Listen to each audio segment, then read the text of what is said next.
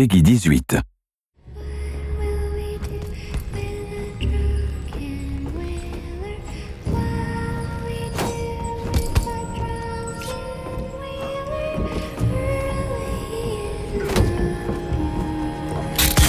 Talk a little bit about the powers.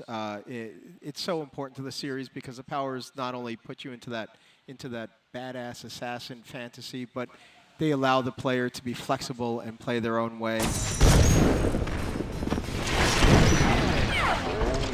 Initially, we saw Void Strike. She can charge that up and attack with it. You know, in our suite of combat where you're blocking and assassinating, and it matters whether people are aware of you or not, whether you assassinate them or you produce a fatality.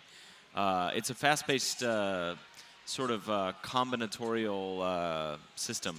And adding in something that lets you just like drive one enemy back and destroy them, a Void Strike, is something we wanted to do. Her mobility power is called Displace, where she can leave a marker in the world and snap back to it. It's like Billie Lurk can be in two places at once and then decide which one of them is the right place that she should be. You mentioned something very interesting about how Billie gets her powers. She's not actually marked. Right. So there are new gadgets and gear, and those are connected to her powers. Tell me what that means.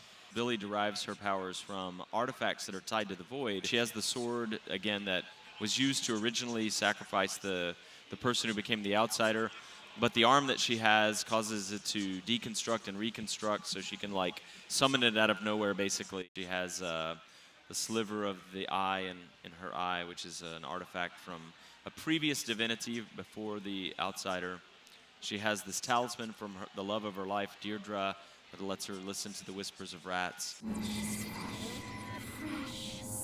We also have one cool gadget that I want to ask you about called the Hook Mine. The Hook Mine is something that the game design team prototyped and worked on and just put a lot of love into. But the idea is that you can leave it on a wall or floor or ceiling, and magnetically it will drag an enemy over to it and hang them from that spot or whatever. It's intended as a non-lethal device. However, if you put multiple up, it will pull the enemy from different sides and eventually rip them apart. So it can be quite gory. It became one of our favorite toys across the Dishonored games.